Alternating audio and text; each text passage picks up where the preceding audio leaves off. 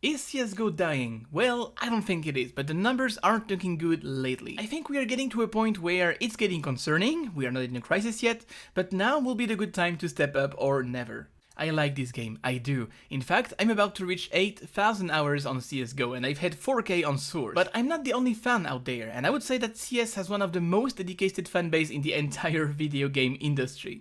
To make my point, let's jump back to 1.6. The game was originally a mod, and if you wanted to play competitive, you would have to go on IRC, seek for opponents and pay 15 euros per month to get a server to play on. If not, you would have to join their servers, and if they would come from Eastern Europe, you would have to play with 100 ping. Eventually you would end up against griefers or cheaters that would activate their cheat in spin hacks mid-game, and you would have to go back looking for opponents who wouldn't act like dicks. Waste of time. And of course, balance was an abstract concept. You would have to define your own level. Low, mid, high, high plus plus. The matchmaking system just wasn't there yet. What about the next version? Well, it was the same, and this was my first Counter-Strike Source, but we were also using websites. We had Clan Calendar, ESL Gathers, Versus, but my point is that once again, it's the community who organized themselves, who modded the game with zombie mode, surf, KZ, paying for the servers, optimizing them, making it friendly, modding in when it's needed, banning cheaters. Once again, the community was self-sufficient. Valve didn't do shit. I also used to play a lot of gun games, those were real fun, but they were modded by the community once again. Valve just added the name Arms Race, they didn't invent anything. And if you are a newcomer to CS, skins didn't exist at the time. You could mod your own game, but only you will see it. And it was blocked in competitive, of course. Then came the revolution of the franchise, CSGO. I joined the game during the private beta, as I was involved in the community as an ESL admin at that time. We received beta keys and I instantly loved the game. At that stage of development, the only weapons you could play with were M4, AK, OP and Deagle, and that was it. Skins weren't there yet. Then eventually, update after update, we got the silenced M4, the USP, and then they started to add maps like Dust 2, Inferno, and a revamped version of Mirage who used to be called DE Strike RC4. You know, slowly the game was getting in shape. The first competitions kicked in, nitpicking legends, more and more pros from Source and 1.6 came back to compete in CSGO, then skins were implemented and casual players saw something more than the game in skins and a whole community around skins was born. The downside being gambling and greed taking over and hurting the game, but otherwise there's no denying that skins have helped CSGO to reach out to more people. But did you remember matchmaking at the beginning, the terrible experience it was? Because I do. So bad that you wouldn't play matchmaking. In fact, the maps were the same as the official map pool, but filled with fog. Like, what? To the point where you could not even see from T-spawn to mid doors, and let's not talk about the design choices.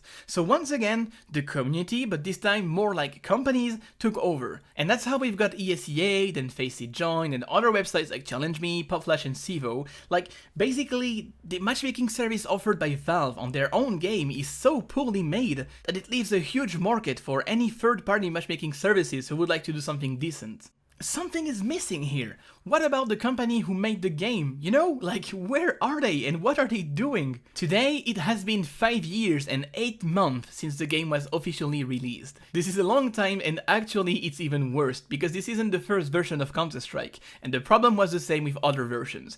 Ask to anybody who plays CSGO. How does CSGO plays? Well, 5v5 on the server, that's the most common experience, right? So when you watch CSGO, how does it plays? That's one team of 5 versus one team of 5. That's the competitive experience, the best one.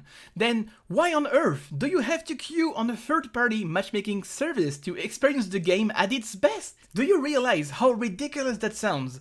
And the thing is, we, the community, we are so used to it that it doesn't even shock us anymore. It's become normal to play the game on another website than the game itself. Why on earth, after 6 years of this version and 14 years in total, haven't you offered the possibility to experience the game simply by starting the game and inviting your friend? Then you click on the button and boom, you're done. Just like any other game. You have in your hand the most dedicated fanbase who dealt with your nonsense for more than a decade, who organized themselves, who paid for their own servers, who brought you 220 millions last year.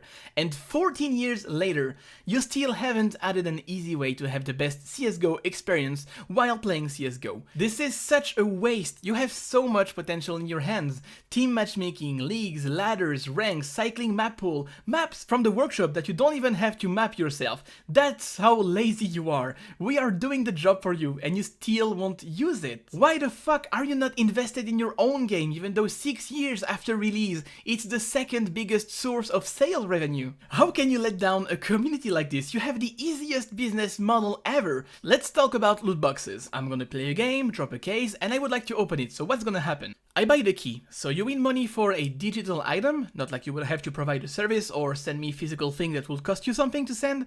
You are basically selling storage on your servers for €2.20. Out of this loot box, I'm gonna get a skin, and you will still take 15% on the sale of the skin. You charge me $2.20 to get.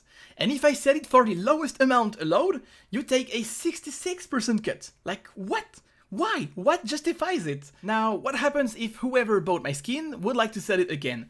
Boom, 15% more on you on the same item. It's gonna happen again, and boom, 15% for you once again. And you grab that easy money that didn't cost you shit to produce. Just make sure your servers are running and you are good. This is total nonsense. If you're gonna fuck me like this, at least kiss me every once in a while. And even with your bullshit, the community stays. This is how dedicated we are to the game. To answer it once for all, no. CSGO isn't dying, and I don't think it will die anytime soon, but the game is in a transition period where casual players run away for other games. You come back home after work, you have time for one game, and you have to choose between 64-tick matchmaking with little to no balance, where your teammates might just be toxic AFK, and you can't leave without getting punished if you are facing an aimbot. There is no under control! What is Or, you know, just go and play something else.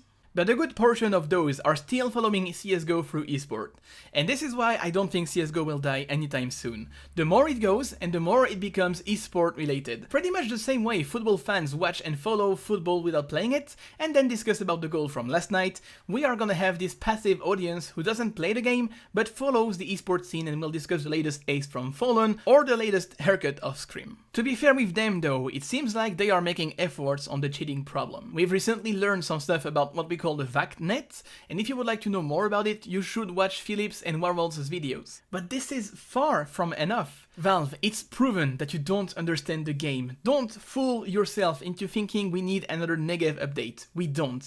A Negev doesn't belong to CSGO and its gameplay. It just doesn't fit, just like the Airite Revolver. Stop it, please. Listen to the community and what we want. Please, we have so many people that would help you to figure out what to do. So many people offer the help and feedback. Once again, doing the job for you. I'm not sure if anyone at Valve will ever say this, but if you do, and I know it's a long shot, and you would like to hear from me, I'll pay for all the travel expenses. I'll even buy you a fancy dinner so you and I get to talk about what's happening and what needs to change. It's a long shot, I know, right, but it will only take you one night and I will come whenever, wherever you want. Everyone will benefit from this, and I'm dead serious about the offer. I will come whenever, wherever you want at my expenses. You have to be careful when you're talking about things being polarizing, because there's some data that you can get anecdotally that isn't actually represented in players' purchasing behavior. And so there's a large community, or actually a large community of players that never speak up, right? That are perfectly happy with the things that they get. And so when we're looking at things to add to the game, or assessing, whether something was valuable and whether it's working, we can't just look at what people are talking about in the forums, although we obviously do read that stuff all the time and take it into account. We also have to look at how our players' behaviors are changing and whether they're actually consuming the content and enjoying it. And it turns out that people actually love stickers. Yeah, for the most part anyway. Cool. They're actually consuming the content and enjoying it, consuming the content and consuming the content and consuming the content. I love this game, I do. The rush of adrenaline when you are clutching, the people you meet, the community around the game, trying your best to improve, actually feeling like you improved is just as rewarding as any other sport. This game is designed for esports, and I just wish someone at Valve will understand that and finally give the game the attention it deserves.